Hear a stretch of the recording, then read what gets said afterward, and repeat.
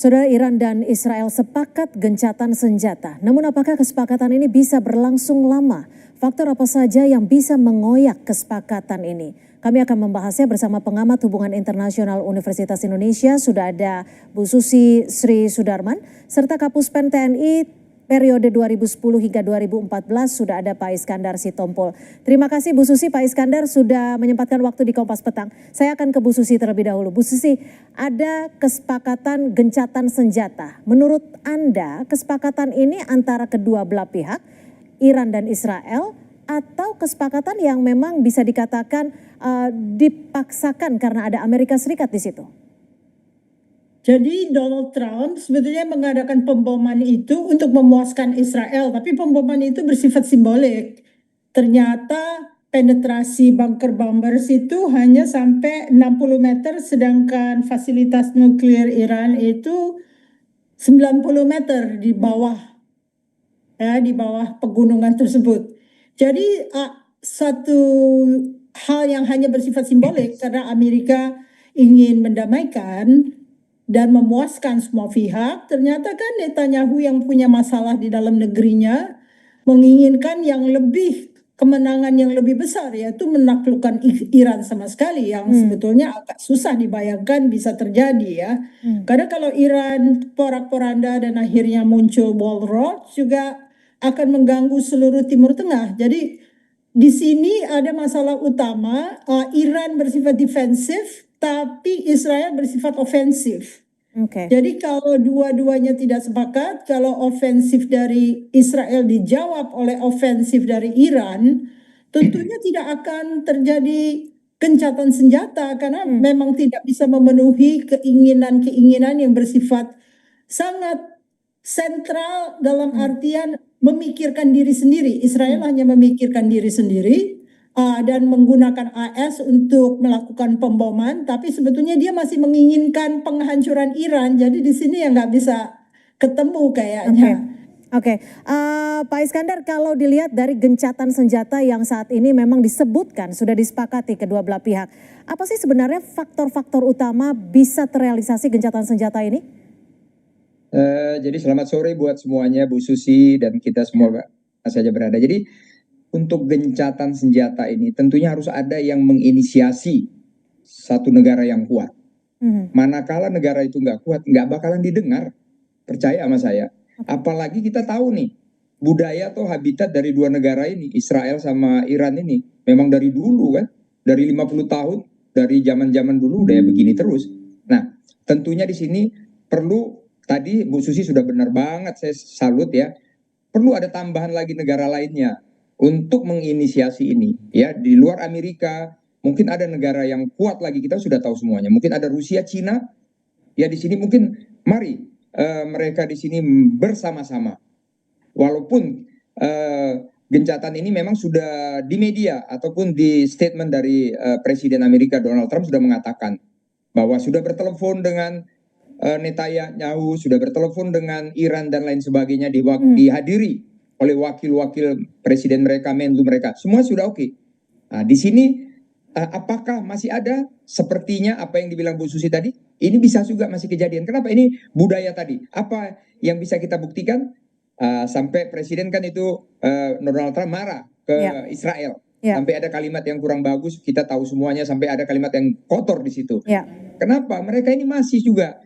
Tentunya di sini harus ada tambahan kekuatan lagi. Di lain Amerika, ini menurut saya, sebagai saya seorang tentara, ini menurut saya, ini perlu ada lagi kekuatan-kekuatan lain yang meredakan Iran, yang meredakan Israel, kekuatan tambahan. Ini menurut saya sementara, Mbak. Oke, Bu Susi, kalau bicara soal kekuatan-kekuatan negara lain yang bisa mendukung ataupun mensokong perdamaian antara Iran dan juga Israel, negara-negara mana saja? Kalau tadi Pak Iskandar sebut mungkin Rusia, kita tahu juga ada negara kuat lainnya, Tiongkok. Lalu bagaimana peran dari Arab Saudi, Uni Emirat Arab yang mungkin bisa mendukung faktor perdamaian ini? Kita kembali aja kepada JCPOA ya.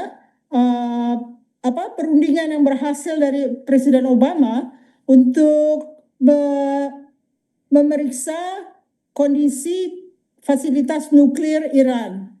Itu yang mendukung itu Rusia, China, European Union, Saya nggak ingat apakah ada negara Middle East, tapi tentunya kalau diajak negara-negara Middle East bisa diajak karena mereka kan sebagian sudah menandatangani Abrahamic Accord ya. Ya. Jadi kalau misalnya diajak oleh Amerika mungkin mereka mau ikut. Tapi masalah utamanya adalah Israel ini karena Israel merasa terancam oleh retorika yang datang dari Ayatullah Mhm. Khamenei ya bahwa Iran akan mengusir Ya. Israel dari bumi Hmm. Middle East ya. Ya. Jadi sekarang hati-hati dalam beretorika karena itu panjang akibatnya. Akibat itu tidak mudah dilupakan oleh orang-orang Israel, apalagi ada seorang Netanyahu yang sebetulnya dirundung oleh kasus korupsi. Kalau dia tidak terus berperang, masalah Gaza, masalah korupsi itu akan mencuat sebagai kriminalisasi dirinya sendiri. Jadi dia berkepentingan sangat untuk melanjutkan peperangan ini supaya orang lupa bahwa dia adalah orang yang penuh kejahatan ya yang bisa dihukum internasional maupun hukum di dalam negerinya. Oke, Pak Iskandar, kalau dilihat dari gencatan senjata saat ini sebenarnya bersifat fragile, artinya hanya sementara, atau bersifat permanen? Karena di sisi lain kita juga masih tahu kekuatan militer Amerika Serikat juga masih dipertahankan di sana. Jadi kalau menurut hemat saya ini alangkah indahnya. Ini permanen, diupayakan permanen. Kenapa saya katakan demikian? Belakang negara ini mempunyai kekuatan-kekuatan yang sangat dahsyat. Contohnya, di sana mereka mempunyai semuanya nuklir. Bayangkan kalau itu sampai diledakkan. Yang korban bukan mereka-mereka yang kata Bu Susi tadi. Oke lah, Netanyahu katakan tanda petik asumsi jahat, monggo silakan. Apakah itu Khamenei jahat, monggo silakan. Tapi mari kita berpikir secara holistik, secara komprehensif. Manakala ini tidak bisa dibendung, mereka mempunyai kekuatan yang begitu, walaupun mereka ini harusnya sudah terdaftar yang kata Bu Susi bilang di dalam controlling. Namun mereka ini kan kadang-kadang ada yang negara Israel itu dia mau disurvei dia punya nuklir, tapi Iran mungkin tidak mau. Seperti ini. Nah, ini sangat berbahaya kalau tidak diredakan. Korbanlah masyarakat begitu banyak. Kita bisa lihat bom atom di Jepang, bagaimana itu? Bahaya sekali. Kenapa? Nuklir ini kalau digandakan kekuatannya seperti bom atom. Itu akan kena radiasi, akan korban 75 tahun. Akan cacat orang semua 75 tahun. Itu kalau kita tinjau dari kesehatan. Manusia ini, kita mau kemana ini sebenarnya? Ini kalau menurut saya. Jadi apapun kejadian, menurut saya semua negara harus hati panas kepala dingin mendamaikan ini. Karena ini negara-negara yang budaya maunya perang-perang terus. Dulu mereka belum punya nuklir, masih konvensional biasa. Sekarang mereka semua punya nuklir. Iran 50 tahun dia sudah merancang, dia menjalin, dia meneliti dan pengembangan tentang nuklirnya. Berarti sudah hebat. Di belakang-belakang ini juga bahaya sekali. Ini menurut saya, apapun kejadiannya, seluruh dunia harus merespon ini menuju tadi yang kata presenter tadi, harus bisa damai seterusnya. Kalau enggak ini sangat bahaya. Jadi tidak hanya bersifat sementara atau fragile, tapi bersifat permanen atau selamanya.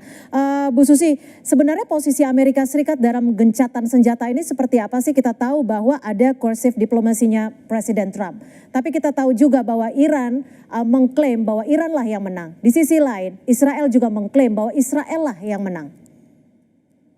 Ini istilahnya dalam ilmu sosiologi adalah management of impressions atau mengelola kesan.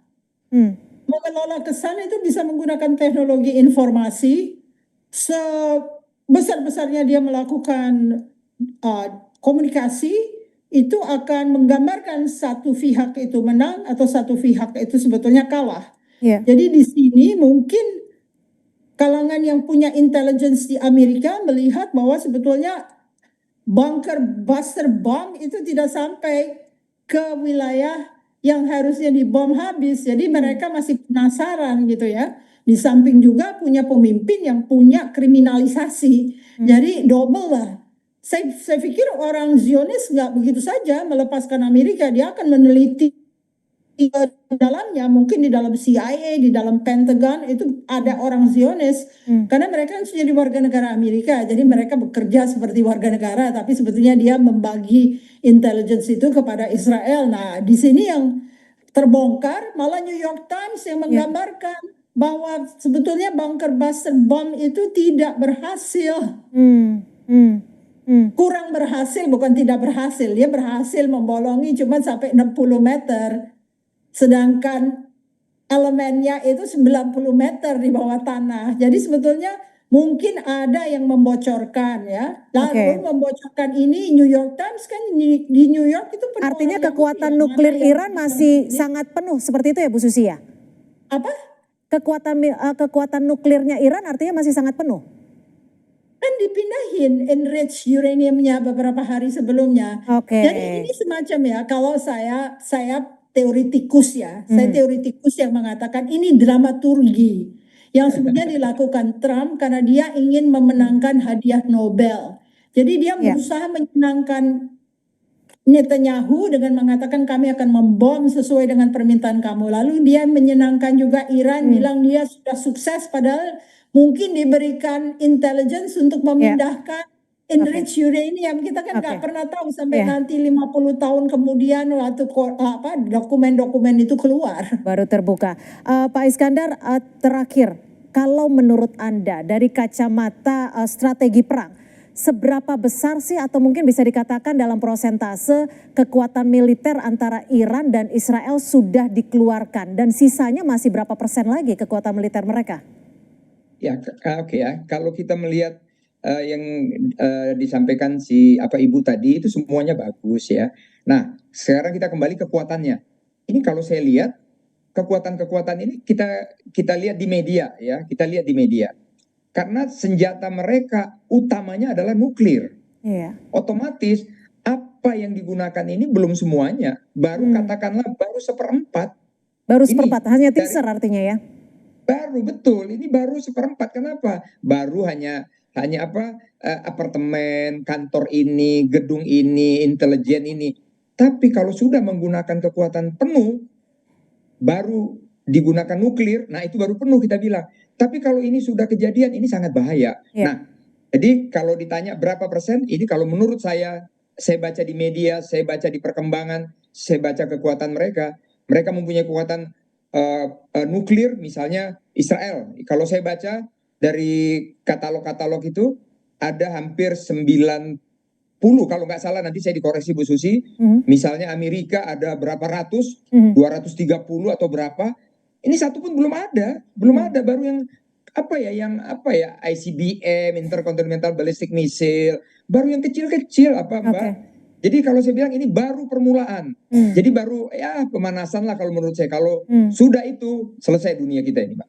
Artinya semua pihak, setiap negara harus sama-sama mendukung perdamaian antara Israel dan Iran secara menyeluruh agar gencatan senjata ini tidak bersifat sementara lagi. Terima kasih Pak Iskandar Sitompul, Kapus Pen TNI periode 2010-2014 dan juga Bu Susi Sri Sudarman, pengamat hubungan internasional Universitas Indonesia, sudah berbagi perspektif di Kompas Petang. Selamat sore.